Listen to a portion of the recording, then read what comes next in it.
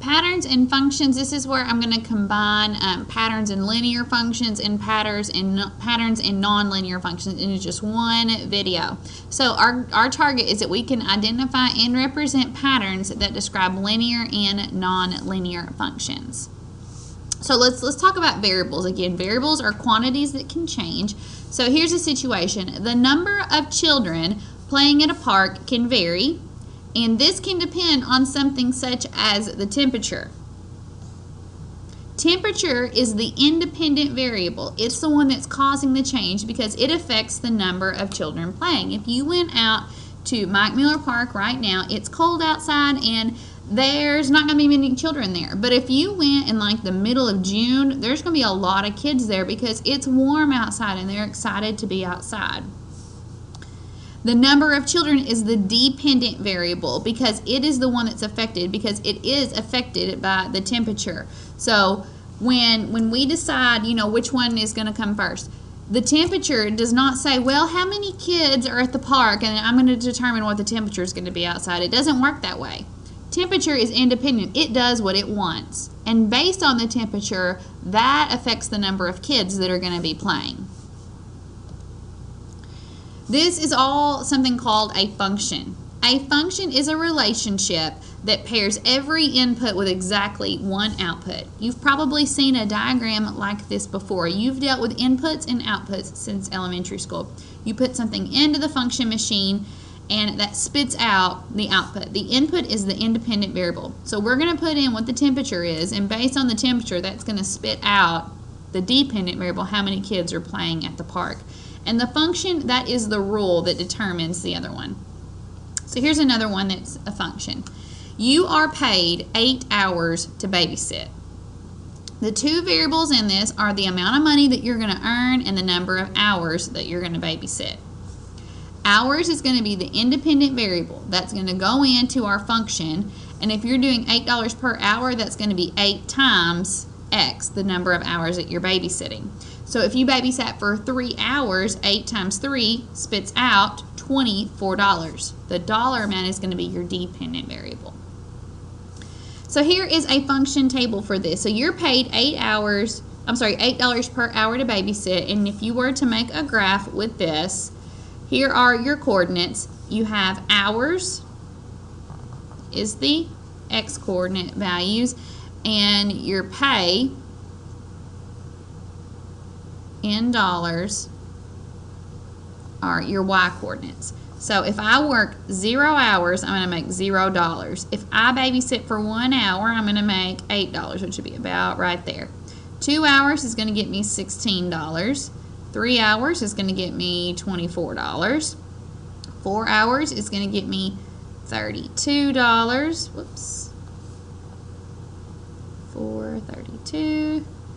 5 hours would be $40, and then so forth. That would go on, and then I connect the dots, and there is our graph from that. And notice that it is making a line, so this is a linear function. So talking about linear and nonlinear functions, it's pretty self-explanatory. Linear functions, they make a line, and it says non-vertical line because vertical lines are not functions, which is something we'll discuss more. Basically know that they make a line. Line, line, line. Those are linear functions. Non-linear function, that's going to be a function, so it's still a rule. It has exactly one input for every output, but their graph is not a line or part of a line. So this is a parabola, not a line. This is a hyperbola, not a line. This is a V, and that's actually the graph of an absolute value. I have a line here, but there's a bend to make the other line. So this is not a straight line because I have the bend right here. So back to our babysitting graph, that is a line. Here is a table. This is a non-linear relationship because the rate of change, how much it's changing between X and Y, varies. The X's, they are all going up by 1. From here to here, you add 1. From here to here, add 1. Here to here, you're adding 1. But my y's, how they're changing, from 10 to 20, that goes up by 1. From 10 to 40 goes up, not by 1, by 10. That goes up by 20. From here to here, that's going up by 60. No, gosh. Struggling today. Okay, from 40 to 80 is an increase of 40, and then from 80 to 160 is an increase of 80. It's not consistent. If you were to graph that, it's going to look something like that. It's going to have a curve to it because it's increasing very quickly. It's not a constant increase. Now let's contrast with this over here. The example is a linear relationship because the rate of change from x and y is constant. So you're going up by 1, you're going up by 1. You do change from 2 to 4 of going up by 2, and from here to here to going up by 3, but that is compensated for on my y's, and I'll show you why. From here to here is an increase of 10. From here to here is an increase of 10. From 30 to 50 is an increase of 20, and from 50 to 80 is an increase of 30. Now what this says is that the rate of change, so for my first two, as my x's increased by 1, my y's increased by 10. From 2 to 4, it increased by 2, and the y's increased by 20.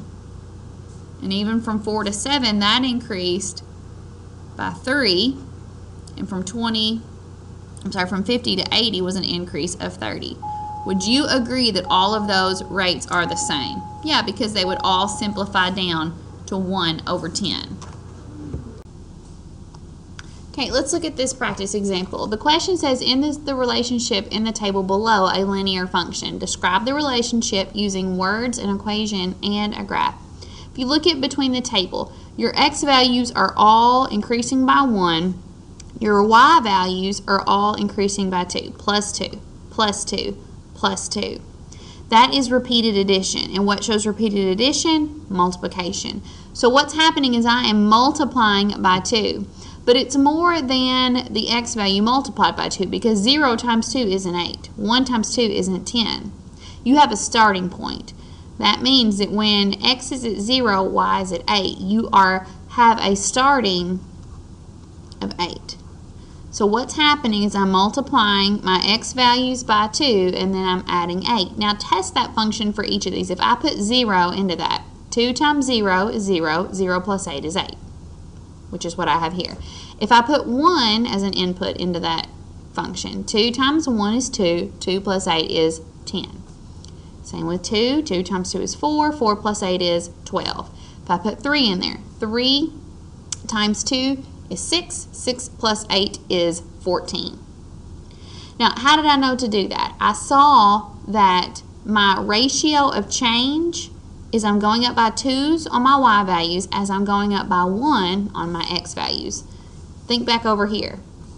As my x value went up by 1, my y's went up by 10. Even though I jumped like from 4 to 7, my x value went up by 3, my y value went up by 30. 3 over 30 was still equivalent to that ratio of 1 over 10. So it's 2 compared to 1, which if you're already maybe thinking about that is slope, the change in the y value over the change in the x value. Since I'm starting at 0 on a y value, 0 times no matter what that change is going to be 0, so I know I'm adding 8 each time, and so the 0 having a y value of 8 is what clued me in that I'm going to need to add 8 into that function. So I can say that y is equal to 2x plus 8. Now, I need to describe this using words as well. There's my equation, and I need to do that using words. So using words is you multiply the x value by 2, and add 8. Now let's graph this. I'm going to put 0, 8 is my first coordinate, so 0 and up 6, 7, 8. Then I have 1, 10. And in your notes, you can do kind of a rough sketch of this graph. 2 is 12. 3 is 14. And as you can see then, those dots, I graphed that one wrong. Okay, 3, there we go, should be, what did I say? 3 should be 14. Okay. Now as I connect those dots, they make a line. So yes, it is a linear function.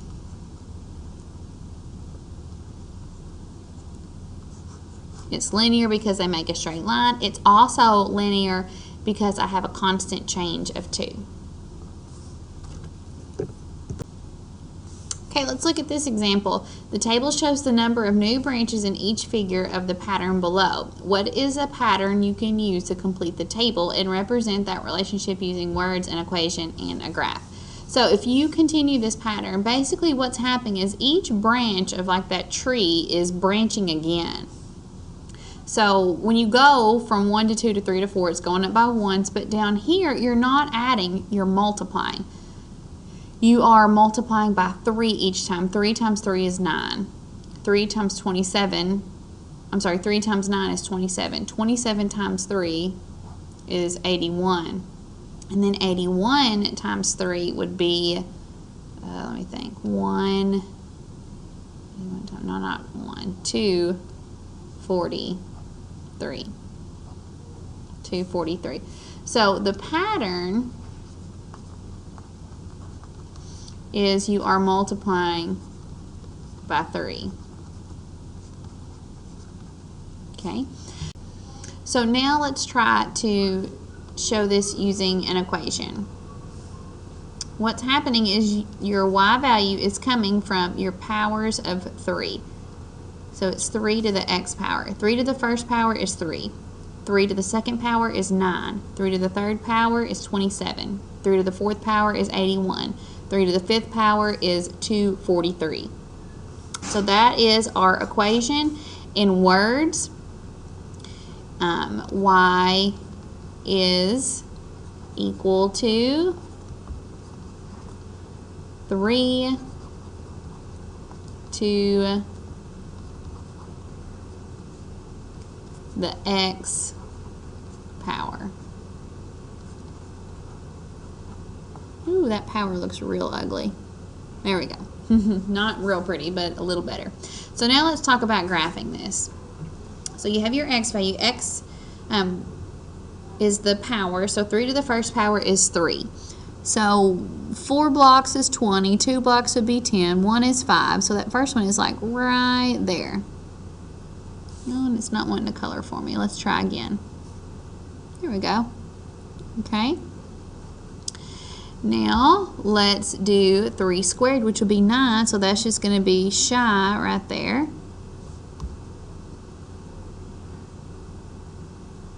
Okay. And then 3 to the third power is 27. So it's going to jump up to almost 30 right there.